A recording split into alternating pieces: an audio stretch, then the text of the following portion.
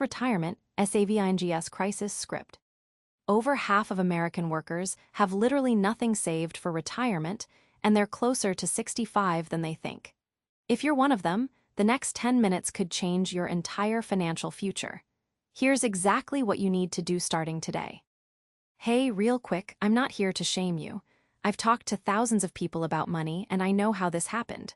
Life got in the way. Bills piled up. Then suddenly you're 45 or 50 and you realize you've got almost nothing set aside. But here's the thing nobody tells you: you're not actually too late. Not yet. And the clock is ticking, which is why we need to talk about this right now. Let me paint you a picture of what's actually happening in America right now, because this isn't just a number on a screen. It's your neighbor, your coworker, maybe even someone in your family. We're talking about 56% of American workers with $0 saved for retirement. Not 5,000, not 50,000. Zero. And when the Government Accountability Office dug into retirement readiness, they found that people aged 55 to 64, people who should be in their peak earning years, have a median retirement savings of just $35,000. Do you know what that means in real terms? If you retire at 65 and you live to 85, that's 20 years of retirement. $35,000 over 20 years is $1,750 per year. That's less than $5 a day. That's not retirement, that's just slowly running out of money while you're watching it happen. Now, here's where the villain in this story comes in, and I need you to really hear this because it's probably been whispering in your ear for years. The villain is a combination of three things working together to keep you broke: financial institutions that profit from your ignorance, a culture that tells you you can't afford to save anyway, and your own brain telling you it's too late. The banking industry and investment companies have made retirement confusing on purpose. They use words like diversified asset allocation and expense ratios and tax-advantaged accounts specifically to make your eyes glaze over, so you'll just leave your money in a savings account earning 0.01% interest. They win when you feel overwhelmed and do nothing. That's literally their business model. Then there's the cultural message, the one that says if you're not already rich, you might as well give up. You see Instagram posts of people who started investing at 22 and now they're crushing it at 30, and you think, well, I'm already behind, so why bother? That's the trap. That's exactly what keeps people stuck. And finally, there's the voice in your head saying it's too late. I'm already 45. I can't possibly save enough. Why start now? That voice is a liar. It's costing you actual money every single day you listen to it. So let's break down your actual situation and what you're going to do about it, because this is entirely fixable. And I'm not going to sugarcoat it, it requires action. But the action is simpler than you think. First, let's talk about Social Security, because this is where everyone gets confused. Social Security is not retirement savings. Social Security is a government benefit that will give you an average of about $1,800 per month if you're an average earner. That's roughly $21,600 per year. Now, ask yourself, can you live on that? For most people, the answer is no. Your house payment alone is probably more than that. Add healthcare, food, utilities, insurance, and you're drowning.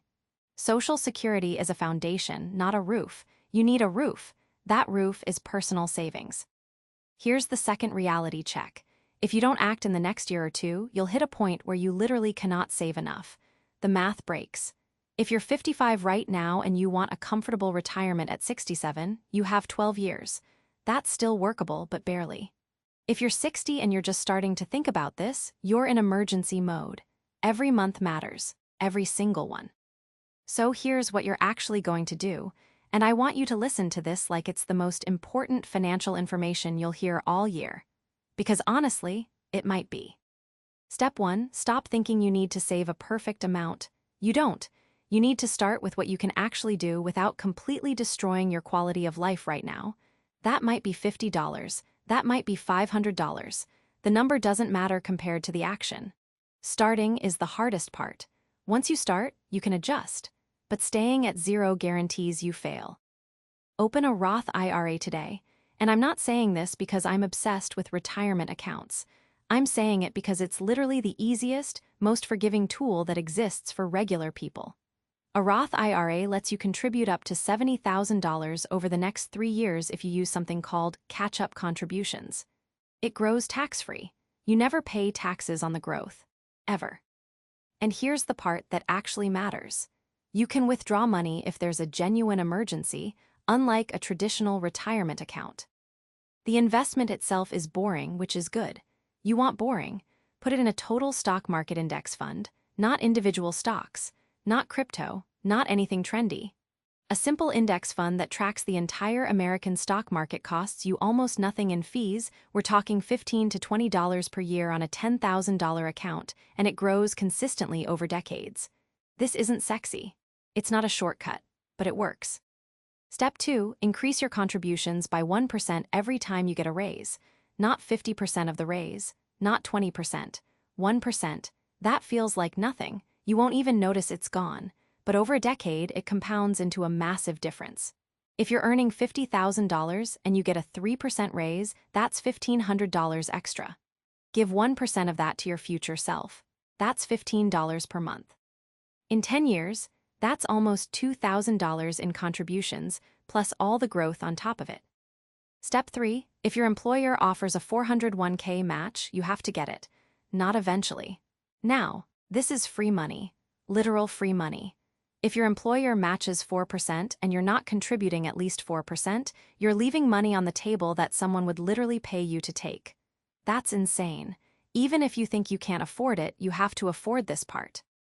Here's what this actually looks like in the next 30 days. You're going to open a Roth IRA with a company like Vanguard or Fidelity. They're the big, reliable ones, and it takes about 20 minutes online. You're going to transfer your first contribution, even if it's just $50. Then you're going to set it to auto-invest so money goes in the same day every month. You're going to call your HR department and ask them 3 questions. 1, do you have a 401k plan? 2, what's the employer match? 3, how do I enroll? Then you're going to enroll in enough to get the full match. That's it, that's your next month of work. It sounds small because it is. That's on purpose. Now I want to address the person watching right now who's already 55 or 60. For you, the strategy changes slightly, but it's still not hopeless. You need to be more aggressive because time is your real limitation. You might need to work a few extra years, even part-time work helps. You might need to adjust your retirement expectations. You might need to cut expenses now so you're ready for retirement income to be lower. But you're not ruined. You've still got time to make a real difference. The other thing that changes for older savers is that you get access to catch-up contributions. Extra money you can put away specifically because you're over 50. The IRS basically says, hey, we know you're behind, here's extra room to save. For 2024, you can put away an extra $7,500 per year in a Roth IRA and an extra $8,000 in a 401k just because you're 50 or older. That's real money. And here's the honest part. Some of you watching this might need to work longer than you want to. There's no way around that. But here's what's better than working longer while poor. It's working longer while you've got a plan, you've got money growing, and you can see the finish line. You're not just grinding away forever hoping something works out. You've got a roadmap. The villain in this story is counting on your inaction. The financial industry is fine with you being confused. The culture of hopelessness is fine with you giving up. Your own fear is fine with you doing nothing. But you don't have to stay on that path. The next 10 minutes you spend setting up your Roth IRA or calling HR about your 401k match are probably the most valuable 10 minutes of your financial life. I'm not exaggerating. The difference between someone who acts today and someone who waits 6 more months could literally be thousands of dollars over a decade. You've got this, you're not too late, you're not too broke, you're not too old, you just have to start.